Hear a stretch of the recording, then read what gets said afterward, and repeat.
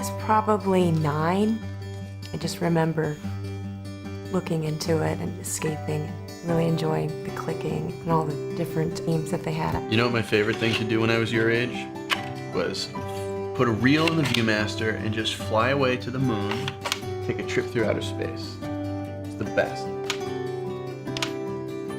The Viewmaster reels were among the first things that I collected. I remember Yosemite and Yellowstone.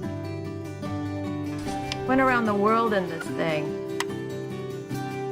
The new Viewmaster now has virtual reality. I could do this all day long. Me too. I know you could. Oh my. The old Viewmaster, you look at it, you saw it in 3D, which was a wonderful thing when you're a kid, because it made it come alive. But this not only makes it come alive, this puts you right there. I wonder what amazing things my kids are going to discover. That was awesome. I've never done virtual reality before. I can see everything. I feel like they're right in front of me. It's very challenging to find something that I like and that they like too. They're learning, but they don't really realize it. I like the idea of being able to give them a virtual vacation.